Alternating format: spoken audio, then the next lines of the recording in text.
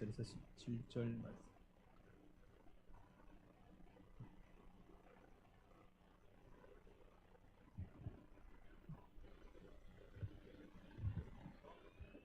말씀을 받겠습니다.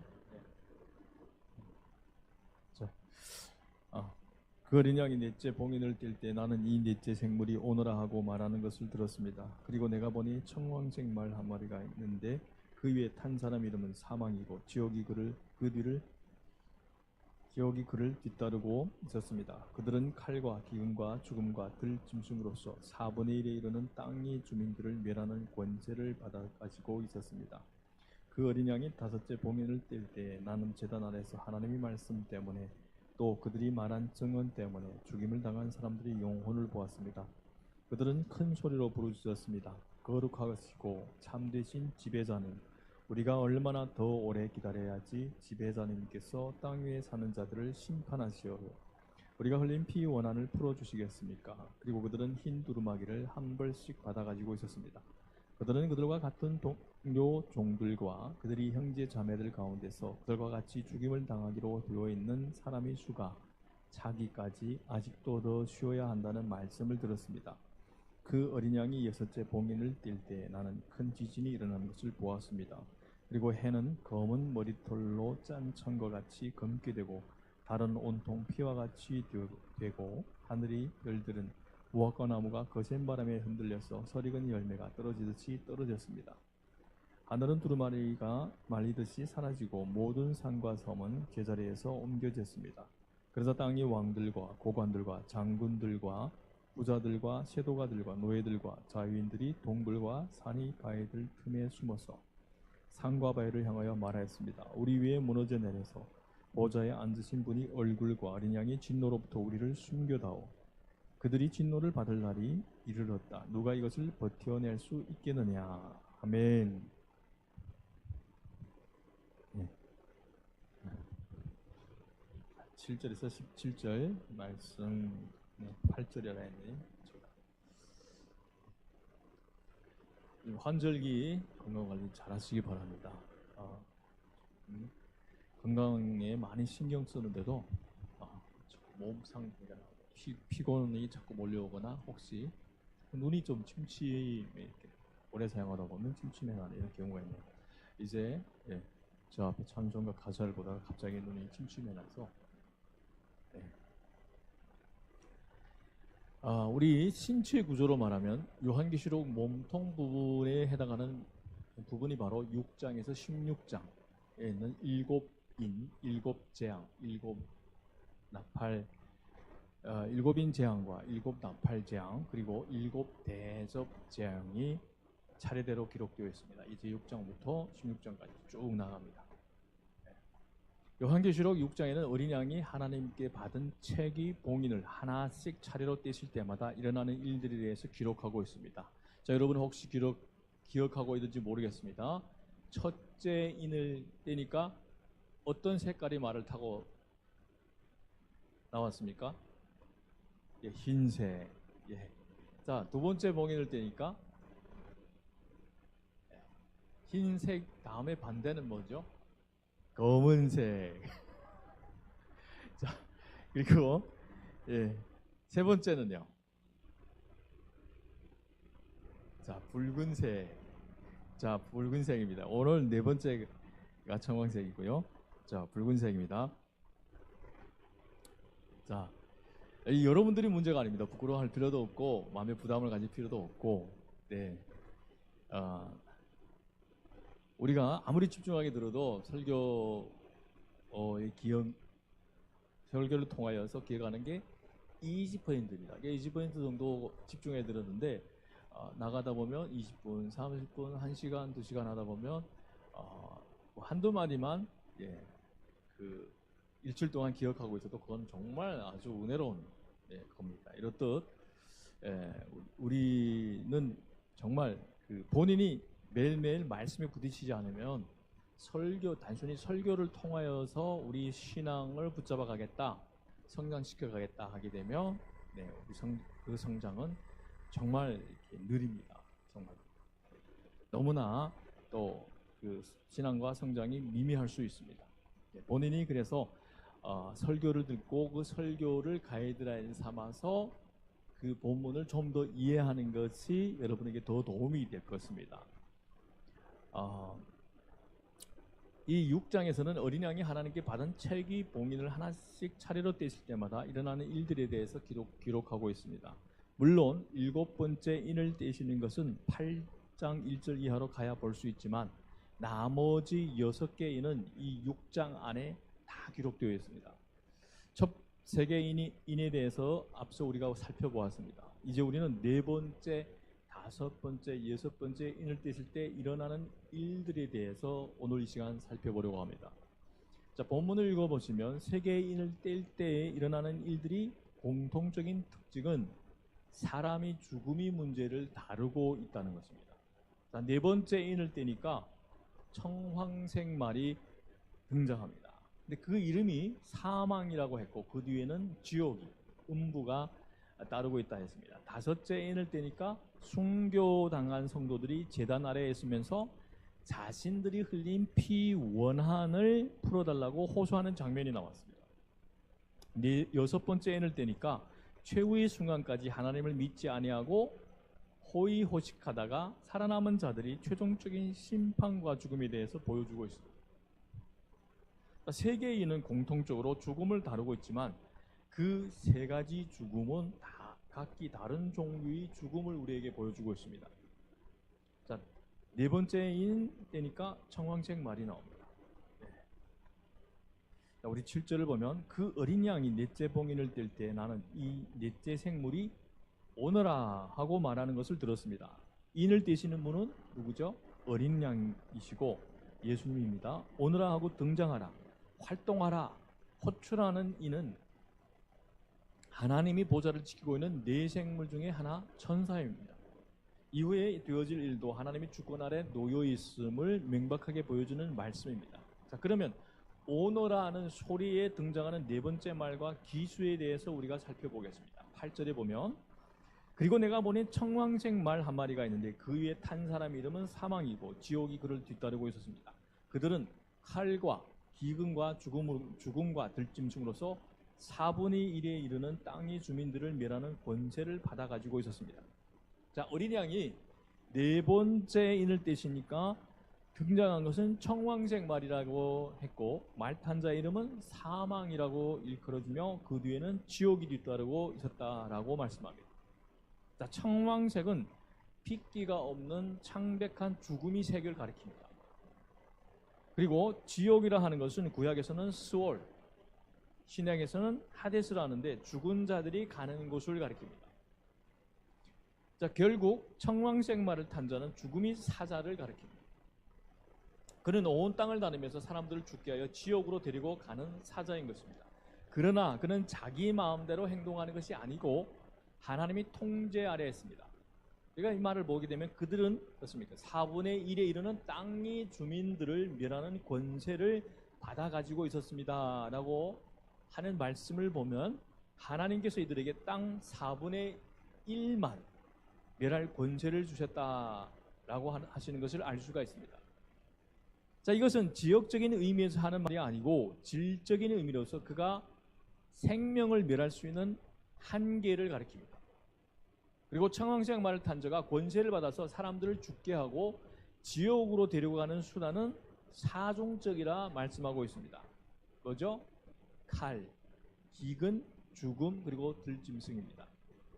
또 강한 짐승이라고 사나운 짐승이라고도 하고, 그런데 이런 사종적인 죽음의 수단에 대해서는 이미 에스겔서 14장 21절에서 언급된 바가 있습니다.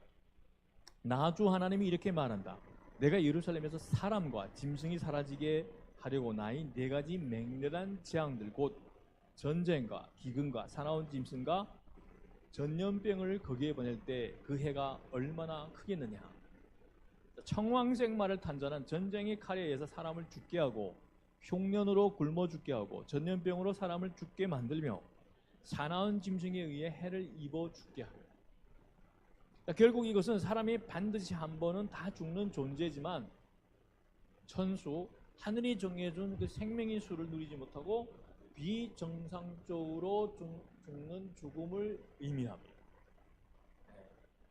자, 오늘날에도 아침에 어떻습니까? 우리 각자 가족에게 때로는 많은 이들이 인사를 합니다. 안녕히 다녀오세요. 잘 다녀오세요. 라는 인사를 듣고 집을 나서지만 뜻하지 않는 재난으로 죽는 사람들이 얼마나 많이 있습니까? 지구상에는 굶어 죽는 사람들이 이 시간에도 많이 있습니다. 유엔 식량 농업기구의 보고에 의하면 5초당 한 명의 어린아이가 굶어 죽고 있다고 합니다. 5초당. 자, 저희 나라 아니고. 네. 또한 전쟁과 테러 사건으로 많은 이들이 죽기도 합니다. 그리고 현재는 코로나 바이러스가 사람을 불안하게 하고 있습니다. 자, 현재까지 코로나로 대한민국에서는 428명, 10월 19일 기준입니다. 미국에서는 21만 44명, 전 세계적으로는 37만 4,237만, 아무튼 그렇게 많습니다. 네, 서점 숫자가 막 어지럼증이 나네요. 37만 이상이 죽었습니다. 이와 같이 뜻하지 않는 재난과 사고로 죽음을 당하기 원하는 사람은 없습니다. 우리 확진자가 370만이 넘고 미국에서는 거의 21만 이상이 죽었습니다. 자, 이와 같이 뜻하지 않는 재난과 사고로 죽음을 당하기 원하는 사람은 없습니다. 죽음이 사자가 돌아다니면서 각종 사고나 질병을 통하여 참으로 많은 사람들을 데려가고 있습니다. 제 아무리 중요한 일을 하고 있다 하더라도 죽음이 어떻습니까? 오라고 호출하면 모든 것을 내려놓고 가야 되는 것이 인생입니다. 우리 보게 되면 세계적인 정상들이 코로나 확진되는 경우가 있잖아. 미국의 대통령도 그렇고 브라질 대통령도 그렇고 영국의 수상도 그렇고. 네. 이런 것은 우리에게 많은 사인을 줍니다. 제 아무리 인간이 통치하는 나라에서 제일 최고의 자리에 앉아 있는다 해도 하나님이 어떻습니까? 앞에서는 언제 꺼질지 모르는 그런 연약한 인생이라는 것을 우리에게 사인을 해주고 있는 것입니다. 그리고 이런 일에는 불신자만 해당하는 것이 아니라 신자들도 포함되어 당하는 일입니다. 신자들도 코로나를 비롯하여 각종 전염병에 걸리기도 합니다. 특별히 이번에 교회를 믿는다는 사람들이 자칭 많은 무리를 또 일으켰잖아요. 평소에 어떻습니까? 믿음이 별로에다가 갑자기는 위험한 상황이 생기며 하나님이 지켜주실 거야 이래다가 결국에는 하나님이 지켜주실 거다 하면서 결국 병에 확진된 이들도 꽤 됩니다. 그래서 특별히 매일매일 제가 지난번에도 우리 그룹에 올렸지만은 시편 91편을 읽으면서 하나님께 기도하십시오. 하나님이 진정한 보호와 지켜주심을 간구하십시오. 이처럼 인생은 유한한 존재이며 언젠가는 죽음을 직면해야 하는 존재입니다. 게다가 이제 죽을지 언제 죽을지 아무도 장담할 수 없는 존재입니다. 흔히 하는 말처럼 이 땅에 오는 데는 순서가 있지만은 죽는 데는 순서가 없습니다. 내가 나이가 젊어서 자 만약 이해하면 어떻습니까? 80 먹은 어르신하고 저하고 통상적으로는 우리 이성적인 개념에는 어떻습니까? 제가 더 오래 살 수 있잖아요. 그런데 그거는 장담할 수 없습니다. 죽는 데는 순서가 없다 이것입니다. 결국 이 네 번째 인이 주는 교훈이 무엇입니까? 인생들이 이 땅 위에서 천년 만년 살 것처럼 착각하지 말고 죽을 준비를 잘하라는 것입니다. 인생의 끝마무리를 잘할 준비를 하고 있으라는 것입니다. 살아있을 때 잘하라는 말이 있습니다. 우리 트로트 요즘에 대세잖아요. 있을 때 잘해 후회하지 말고. 정말 있을 때 잘해. 이 말은 또 어떻습니까? 살아있을 때 잘해 후회하지 말고 이렇게 또 우리가 볼 수 있습니다. 정말 살아있을 때 죽음 이후를 대비해야 합니다. 왜 요즘 트로트가 대세일까? 트로트에서는 인생의 희노애락이 담겨져 있습니다. 우리가 아는 아이돌이 어떻습니까? 아이돌들이 부르는 가벼운 그런 어떻습니까? 오늘 너를 좋아했다 내일 싫어졌어 마음이 아팠어 이런 가벼운 사랑의 가사가 아니라 트로트에는 인생이 희로애락이 담겨 있습니다. 그렇기 때문에 요즘에 이 코로나 사태를 통하여서 많은 이들이 그 가사가 마음에 와 닿으니까 트로트가 갑자기 요즘에 대세가 되는 것입니다. 만약 이 세상에서 하나님의 은혜를 받아들이지 아니하면 영원히 우리 기회를 얻지 못할 것입니다. 땅 위에 있는 동안은 은혜가 주어지는 기회의 시간입니다. 하지만 죽고 나면 하나님의 심판과 영원한 벌이 기다릴 뿐입니다. 하나님과 관계 회복하는 것이 가장 우선적으로 해결해야 할 급선무인 것입니다. 이제 어린 양이 5째 인을 떼실 때 어떤 일이 일어나게 되는지를 우리 함께 살펴보도록 합시다. 9절을 보시면 그 어린 양이 5째 봉인을 뗄 때 나는 제단 아래에서 하나님의 말씀 때문에 또 그들이 말한 증언 때문에 죽임을 당한 사람들이 영혼을 보았습니다 라고 말씀하십니다. 자, 어린 양이 5째 인을 떼니까 요한의 눈에 나타난 것은 더 이상, 자, 이제부터는 패턴이 달라집니다. 그 전까지는 기수가 나타납니다. 예, 말이 색깔이 또 어떻습니까? 나올 때마다 다르고 5째 인을 뗄 때부터는 더 이상 뭐가 나타나죠? 말과 기수가 나타나지 않습니다. 그래서 우리가 늘 보내는 관찰을 해야 합니다. 성경은 늘 어떻습니까? 관찰, 해석을 하고 적용을 해야 합니다. 그러면 육하 원칙에 따라서 그걸 살펴봐야 합니다. 누가 언제 무엇을 했고, 왜 그것을 하는지, 어디서 했는지 이런 걸. 자, 하나님의 말씀과 그들이 가진 증거로 말미암아 죽임을 당한 이들이 하늘의 제단 아래에 있는 모습이 우리 눈앞에 펼쳐집니다. 이들은 예수 그리스도의 복음을 전하다가 복음대로 살다가 죽임당한 순교자들이 무리를 가리킵니다. 그들이 하늘 제단 아래에 있다고 하는 것은 이들이 하나님께 희생제물로 죽임당하여 드렸다는 사실을 나타냅니다. 자, 레위기 4장 7절에 따르면 하나님께 희생제물을 드릴 때 번제단 밑에 제물의 피를 쏟도록 규정합니다. 자, 이렇듯 어떻습니까? 우리 신약과 구약은 따로따로 해석하면 이상해집니다. 네. 이렇게 볼 때 순교자가 하늘 제단 아래에 있다는 사실은 이들이 죽음이 결코 헛된 죽음이 아니라는 것을, 아니라 하나님께서 순교한 이들을 거룩한 제물로 기뻐 받으신다는 것을 우리에게 보여주고 있습니다.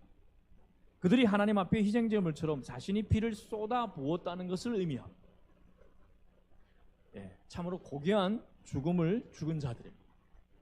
이 세상 사람들이 눈에 보기에 신앙 때문에 자기 목숨까지 버리는 자들은 너무나 어떻습니까? 한심하고 불쌍해 보일 것입니다.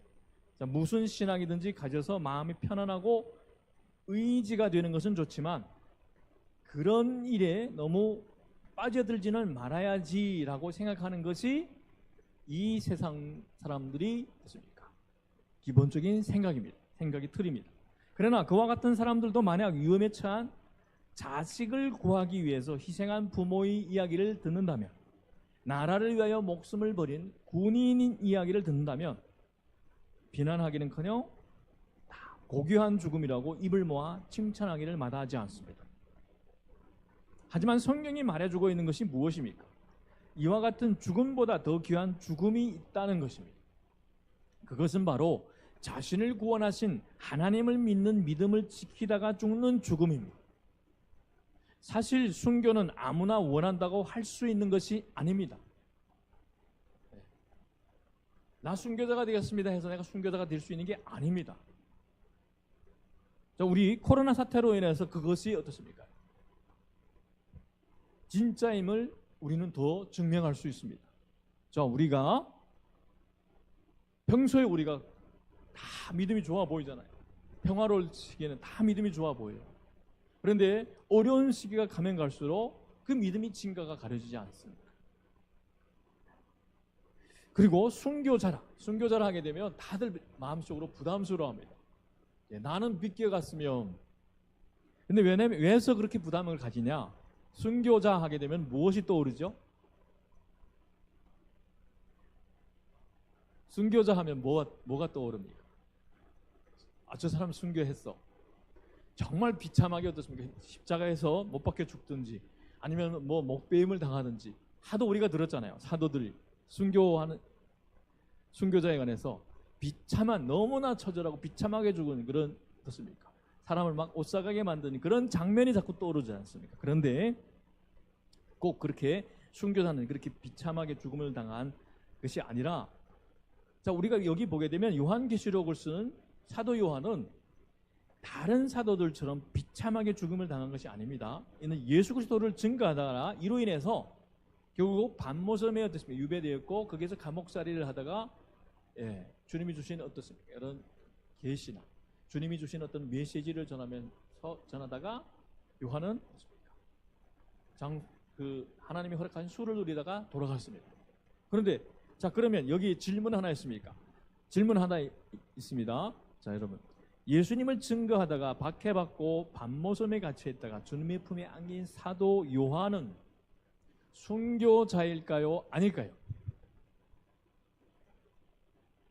자, 순교자일까요? 아닐까요? 현민전도사, 순교자일까요? 아닐까요? 자, 사도 요한이 반모섬에 갇혀 있었어요. 그래서 감옥에 갇혀 있으면서 예수님을 계속 증거했어요. 그러다가 돌아갔어요. 순교자일까요? 아닐까요? 맞습니다. 순교자입니다. 꼭 어떻습니까? 십자가에서 돌아갔거나 뭐 신체 일부분이 잘려서 나가서 그거 순교자인 게 아니라 예수 그리스도를 증거하다가 박해받다가 어려움을 당하고 고난을 당하다가 돌아가는 일도 순교자입니다. 자, 그러면 어떻습니까? 순교자에 대한 어떤 나도 순교자가 할 수 있다, 이런 자그마한 약간의 희망이 생기죠. 자, 매일매일 주님과의 동행은 바로 이런 순교적인 자세를 가지고 자신이 십자가를 지고 주님과 함께 걷는 것입니다. 동행하는 것입니다. 즉 24시간 주님과의 동행은 24시간 주님과 함께한 순교자적인 동행입니다. 그냥 어떻습니까? 내가 편한 대로 내 멋대로 룰루랄라하는 행복한 동행이 아닙니다. 자, 다시 본문으로 돌아가 보면 순교자들이 하늘재단 아래에서 무엇을 하고 있습니까? 요한의 귀에는 그들이 하나님께 큰 소리로 간청하고 있는 것이 들려왔습니다. 우리 10절을 보겠습니다. 그들은 큰 소리로 부르짖었습니다. 거룩하시고 참되신 지배자님, 우리가 얼마나 더 오래 기다려야 지배자님께서 땅 위에 사는 자들을 심판하시오, 우리가 흘린 피 원한을 풀어주시겠습니까? 라고 말씀하는 것을 봅니다. 자, 순교자들은 하나님께 큰 소리로 부르짖고 있습니다. 그들은 하나님을 참되신 지배자, 자, 개역개석에서는 대주제라고 호칭하고 있습니다. 자, 이 헬라어로 호 데스포테스라는 이 단어를 사용하고 있는데, 이 단어는 하나님이 절대적인 권세와 주권을 가리킵니다. 그리고 거룩하시고 참되신 지배자라는 것은 하나님의 모든 판단에 있어서 흠결이 없고 믿을 수 있다는 의미를 담고 있습니다. 그러니 순교자들의 기도가 어떤 형태로든지 정직하게 응답될 것이라는 확신과 기대감을 가질 수 있다는 뜻입니다. 그런데 기이한 것은 이 순교자들의 무리가 탄원하고 간청하는 내용입니다. 그들이 부르짖은 내용은 땅 위에 사는 자들을 심판하시어서 우리가 흘린 피 원한을 풀어주시겠습니까? 라는 것이었습니다. 자, 이들은 땅에 거하는 자들을 심판하여 자신들이 억울함을 어떻습니까? 풀어달라고 간청하는 것입니다. 자신들이 피값을 갚아달라는 요구였습니다. 자, 우리는 순교자들의 기도를 보면서 이상한 생각이 들 수가 있습니다. 우리가 평소에 어떻게 배우죠? 원수를 사랑하라. 자, 원수를 축복해야 하는 이 그리스도인들의 입에서 심판해야 달라, 피 원한을 풀어달라 라는 기도가 나온다는 것이 이상할 수 있습니다. 그래서 성경은 어떻습니까? 다 통으로 배워야 합니다. 그냥 부분 배우다 보면 갑자기 우리가 궁지에 빠질 때가 있습니다. 또 다른 사람이 물어보게 되면 대답을 못할 수도 있습니다. 그러나 우리가 원수를 미워하지 말고 사랑하러 가는 것은 그 사람이 지은 죄와 악을 용납하고 사랑해 주라는 말이 아니라는 것을 기억해야 합니다. 자, 동성애 문제. 자, 우리는 동성애자를 사랑해야 합니다. 축복해야 합니다. 구원받기를. 그런데 무엇을 미워해야 합니까? 사람을 미워해야 하는 게 아니라 죄를 어떻습니까? 미워해야 합니다.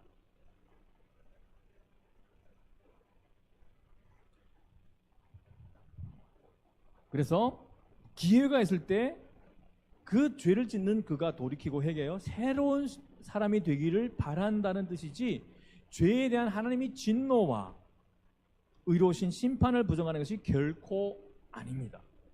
땅 위에 사는 동안 우리는 이 세상의 죄인들과 악한 자들이 회개하고 돌아오기를 구해야 합니다. 그러나 기회가 지나가면 하나님이 의로우신 심판이 임할 것입니다. 자, 본문에 등장하는 순교자의 무리는 이와 같이 하나님의 공의가 만천하에 드러나게 될 최후 심판이 나를 고대하고 있음을 보여줍니다. 다르게 말하면 그들도 온전한 구속, 구원이 완성을 소망하고 있다고 말할 수 있습니다. 죄악과 한난이 극심한 이 세상을 벗어나서 하나님의 제단 아래에 있는 그들이지만 그들은 여전히 구원이 완성되는 날을 기다리고 있습니다. 구원이 완성은 우리 몸이 부활하신 주님처럼 영광스러운 몸을 입게 되는 날, 새 하늘과 새 땅이라고 하는 새로운 환경에서 살게 되는 그날에 완성될 것입니다. 자, 본문을 보면 이 세상을 떠난 성도들이 여러 가지 고통에서 벗어나고 있고 기쁨과 평강 중에 거하고 있지만 아직 그들은 온전한 구원을 얻었습니까? 대망하고 있다는 사실을 우리에게 보여줍니다.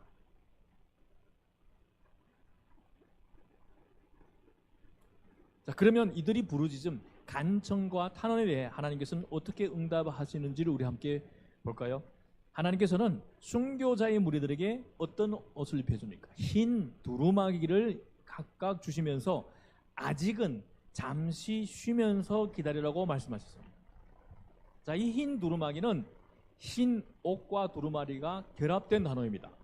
자, 흰 옷은 이 땅에서 자신을 더럽히지 않고 믿음이 선한 싸움을 싸워 이기는 성도에게 종말적으로 주시는 옷입니다. 요한계시록 3장 4절부터 5절에서 나옵니다. 두루마기는 문자적으로 외투용으로 겉에 입는 옷을 의미하는데 이는 부활하신 예수 그리스도께서 요한에게 발에 끌리는 긴 옷을 입고 나타나는 장면을 연상시킵니다. 여기서 요한계시록 1장 13절에서 나옵니다. 이렇게 볼 때 흰 두루마기는 어린 양이 피로 구원받은 성도가 믿음이 싸움에서 승리하고 순결하고 거룩한 삶을 살았다는 것을 하나님으로부터 인정받은 것이라고 할 수 있습니다. 그리고 왜 아직 그들이 더 기다려야 하는지 그 이유에 대해서도 말씀해 주셨습니다. 11절 우리가 함께 보겠습니다. 그리고 그들은 흰 두루마기를 한 벌씩 받아가지고 있었습니다. 그들은 그들과 같은 동료 종들과 그들이 형제 자매들 가운데서 그들과 같이 죽임을 당하기로 되어 있는 사람이 수가 차기까지 아직도 더 쉬어야 한다는 말씀을 들었습니다. 하나님께서 이 세상을 보존하고 계시는 이유는 구원받아야 할 하나님의 백성이 아직 남아있기 때문입니다. 하나님께서 역사의 종말을 선고하실 때는 이 세상이 악하여져서 더 이상 하나님의 복음에 반응할 자들이 없어질 때입니다. 하나님은 한 사람이라도 더 구원하시기 위해서 심판을 자제하고 계신 것입니다. 자, 베드로후서 3장 8절에서 9절 말씀을 우리가 보겠습니다. 사랑하는 성도 여러분, 이 한 가지만은 잊지 마십시오. 주님께서는 하루가 천년 같고 천년이 하루 같습니다. 자, 이것이 우리 시간의 계산법으로는 이해할 수 없는 겁니다. 그런데 우리가 영적인 눈이 열린다면 이것은 이해됩니다. 어떤 이들이 생각하는 것과 같이 주님께서는 약속을 더디 지키시는 것이 아닙니다. 도리어 여러분을 위해 오래 참으시는 것입니다. 하나님께서는 아무도 멸망하지 않고 모두 회개하는 데 이르기를 바라십니다. 말씀하고 있습니다. 자, 그와 같은 하나님의 인내 덕분에 저와 여러분들도 구원에 이르게 되는 것입니다. 하나님이 마음을 헤아린다면 우리는 부지런히 어떻습니까? 복음을 증거해야 합니다. 우리 변화된 삶으로 그리스도의 향기를 풍기며 가는 곳마다 주님의 평화를 전하는 전도 방법을 여러분에게 적극 추천합니다. 이 코로나 사태로 인해서 또 교회의 부정적인 어떤 시선으로 인해서 요즘 따라 통상적인 그 전도 방법은 어떻습니까?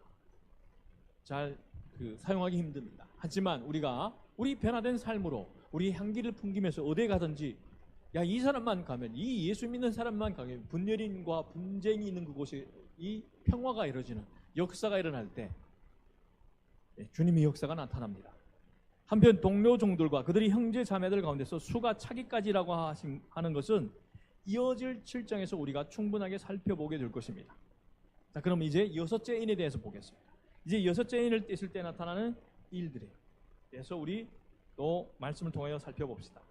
해당되는 본문은 12절에서 17절까지니까 이 오늘이 네 번째, 다섯 번째, 여섯 번째 인 세 인 가운데서 제일 길고 상세하게 묘사되어 있습니다. 코로나 사태 같은 재난들은 우리가 어떻습니까? 안전하다, 견고하다 생각했던 것들이 아무것도 아니구나 하는 것을 느끼게 만듭니다. 자, 여러분 통장이 있습니다. 야, 이 통장에 숫자가 어마어마한 돈이 있습니다. 그런데 보십시오. 베네수엘라라는 그 나라를 아시죠? 석유로 인해서 부를 누렸잖아요. 그런데 그들이 고기, 자그마한 고기 덩어리 하나 사도 지폐를 얻었습니까? 지폐를 보니까 엄청나게 들고 와요. 그 작은 분량의 고기를 사기 위해서. 이렇듯 어떻습니까? 만약 경제적인 어떤 이 체제가 무너지거나 나라가 어려움을 겪게 되면 이 화폐는 굉장히 가치가 한순간에 바닥에 떨어집니다. 그러니까 우리가 이런 집착하고 있는 것들이 결국에는 때로는 너무나 죽음 앞에서는 아무것도 아닙니다. 그러나 오늘 본문에서 말씀하고 있는 것은 그런 정도의 지역적인 재난이 아니라 온 우주적이고 총체적인 재난을 예고하고 있습니다. 먼저 12, 14절을 보겠습니다. 대재난과 대파괴에 대해서 어떻게 묘사하는지를 봅시다. 그 어린 양이 여섯째 봉인을 뗄 때 나는 큰 지진이 일어나는 것을 보았습니다. 그리고 해는 검은 머리털로 짠 천과 같이 검게 되고 달은 온통 피와 같이 되고 하늘의 별들은 무화과 나무가 거센 바람에 흔들려서 설익은 열매가 떨어지듯이 떨어졌습니다. 하늘은 두루마리가 말리듯이 사라지고 모든 산과 섬은 제자리에서 옮겨졌습니다. 라고 했습니다. 이 말씀을 요점만 정리하여 말씀드리면 평소에 우리가 느끼는 것은 그래도 만물이 조화롭게 잘 돌아가고 영원 불변할 것처럼 보인다는 것입니다. 하지만 우리 우주 질서가 한순간에 다 파괴되고 눈에 보이는 만물이 다 제로 변하는 우주적인 대파괴가 있을 것을 본문은 말씀해 줍니다. 아마 여러분은 이 말이 예전에 코로나 사태 예전에 들었다면 별로 마음에 안 다가오지만 코로나 사태를 통해서 이 말이 여러분이 마음속에 많이 다가갈 것입니다. 한순간에 변하잖아요. 요한계시록 6장에서 말씀하는 대로 하늘도 땅도 바다도 그리고 사람들이 만든 화려한 문명도 한순간에 다 파괴되어 버리고 말 그날이 올 것입니다. 여러분 북한의 그 열병식 보셨어요? 아주 그 대괴물 같은 뭐랄까요? 탄도미사일. 네. 그러한 게 한 발이 터지게 되면 얼마 많은 사람들이 죽는지 여러분 이 상상을 뛰어넘습니다. 자, 베드로후서 우리 3장 7절을 보면 그러나 지금 있는 하늘과 땅도 불사르기 위하여 그 동일한 말씀으로 보존되고 있으며 경건하지 못한 자들이 심판을 받아 멸망을 당할 날까지 유지됩니다. 라고 말씀했습니다. 자, 인간들이 애써 쌓아올린 그 문명의 바벨탑이 한순간에 무너져 내리고 재가 되는 날이 올 것이라는 것입니다. 자, 한편 그러한 마지막 심판의 날이 오면 자기 자신을 믿고 세상에 소망을 두고 땅 위에 보화를 쌓아두면서 하나님을 두려워하지 않던 땅의 왕들과 고관들과 부자들과 세도가들에게는 큰 재난과 심판의 날이 될 것이 뻔합니다. 그들 가운데 노예와 자유인들도 포함될 것이라고 15절에 말씀합니다. 자, 여러분 잘 사는 사람한테 복음을 전하다가 저 사람들은 돈이 너무 많으니까. 그런데 우리가 이 지역에서 전도하다 보면 가난한 사람들에게도 복음을 전해도 안 듣는 분들이 계십니다. 고집이 엄청 셉니다. 거부합니다. 종이라고 해서 가난하다고 해서 자동적으로 하나님을 잘 믿는 것이 아닙니다. 부유한 자도 가진 것 때문에 교만하고 자족하기에 문제가 되고, 가난한 자나 종도 가지지 못한 것에 대해서 원한이나 탐심을 가지기 때문에 문제가 되는 것입니다. 가난한 종이지만 더 교만하고 하나님을 두려워하지 않는 이들도 있는데, 이런 이들에게 그날은 재난의 날이 될 것입니다. 앞서 말씀드린 모든 부류의 사람들은 이 땅에 속한 자들입니다. 이들은 모두 이 땅이 전부라고 생각하면서 땅에 집착하여 땅의 것을 추구하던 자들이었습니다. 하나님을 섬기는 자들, 하나님이 복음을 전하는 자들을 우습게 여기고 복음 듣기를 거부하던 자들이었습니다. 그러나 마지막 날이 때가 되면 그들은 이 세상이 아무것도 아니라는 것을 깨닫게 되는 것입니다. 그들은 영원을 위하여서는 아무런 준비가 되어 있지 않다는 것을 알게 됩니다. 영원한 생명을 누리려면 어린이 양 예수 그리스도를 믿었어야 하는데 믿지 않았으니 그날에 그들은 극단적인 두려움과 공포에 빠지게 될 것입니다. 이 세상에 존재하고 하나님의 복음이 전파될 때는 그렇게 힘없어 보이고 유약해 보이던 어린이 양 예수 그리스도가 그 날에는 여러분 우리 상상을 뛰어넘는 어떻습니까? 심판자로, 강력한 심판자로 나타나실 것입니다. 그들은 어린 양의 진노를 감당하느니 차라리 산이 무너져서 깔려 죽기를 희망하게 될 것입니다. 하나님의 영원한 형벌을 감수하면서 영원 무궁히 생존하니 차라리 존재 자체가 멸절되었으면 좋겠다고 사모하게 될 것입니다. 자, 요한계시록 이 공부를 하면서 우리 형제들, 조카들 정말 기도 많이 해야 되겠다. 네. 또 기도해야 합니다. 그런데 이 기도, 어제 교회를 오래 다닌 분한테 제가 설명을 해드렸는데 남편이 그렇게 잘해준대요. 그래서 제가 남편을 위해 기도하고 있습니까? 기도 안 하고 있대요. 기도해라고. 근데 부담스러워해. 그렇게 잘해주고 있대요. 잘 맞춰주고 있대요. 근데 너무 오래 교회 다닌 분입니다. 기도를 부담스러워. 여러분, 요한계시록을 정말 정확하게 이해하면 기도하지 않을 수가 없습니다. 내 부모, 내 형제가 그러한 벌을 당한다는데 꼭 기도하셔야 합니다. 우리 형이나 우리 동생 아직도 건강한데 이렇게 생각하지 마시고 늘 어떻습니까? 기도할 수 있을 때 기도해 주십시오. 빨리 구원을 받기 기도해 줘야 합니다. 하나님이 어디에 계시느냐고 조롱하며 자기 힘을 믿고 살던 자들, 이 세상에서는 멋있어 보이고 아쉬운 것 없을지 몰라도 그 날이 오면 그들이 얼마나 허무한 것에 의지하고 살았는가를 알게 될 것입니다. 그리고 진짜 두려워가 사모해야 할 분이 누구이신지를 깨닫게 될 것입니다. 하지만 이 땅 위에서 기회가 주어졌을 때 믿지 않은 이들에게는 진노의 큰 날이 될 것이며 그 날을 결코 감당해내지를 못하게 될 것이라는 점을 본문은 한 폭의 그림처럼, 입체적인 사진처럼 잘 보여주고 있습니다. 오늘 우리는 7인 가운데서 4번째, 5번째, 6번째 인을 뗐을 때 일어나는 사건들에 대해서 살펴보았습니다. 3가지 인이 다 죽음과 관련되어 있음을 보았습니다. 넷째 인은 이 세상에서 흔히 일어나는 다양한 재앙에 의한 죽음을 보여주었습니다. 불신자도 이런 일에 참여하게 됩니다. 하지만 5째 인을 뗄 때 나타나는 순교자의 죽음은 누구나 참여할 수 있는 것이 아닙니다. 주님을 믿고 주님을 위하여 피를 뿌린 자들이 순교자들입니다. 이들이 당한 죽음은 고귀한 죽음입니다. 하나님께서 귀히 여기시고 쉼을 주시면서 그 마지막 날에 그들이 원한을 풀어주실 것을 약속해 주셨습니다. 반면에 6째 인을 뗐을 때 온 세상에 우주적 심판이 이루어지며 예수 그리스도를 믿지 않는 모든 세상 사람들에게 재앙의 날이 되는 것을 보았습니다. 이들은 하나님이 주신 세상에 살면서도 하나님을 제대로 인정하지 않고 자기 마음대로 살았고 유일한 구원의 길은 어린 양의 죽음을 자신들과 무관하게 거부하다 보니 어린 양을 구주가 아니라 심판이 주로 대면할 수밖에 없었습니다. 우리 모두는 유한한 인생을 살아가고 있습니다. 정말 하루를 살아도 하루를 마지막 날이라고 사십시오. 그러면 앞에 보이는 아내나 남편, 옆에 보이는 가족이나 어떻습니까? 자녀들, 그들의 행동으로 인해서 덜 짜증납니다.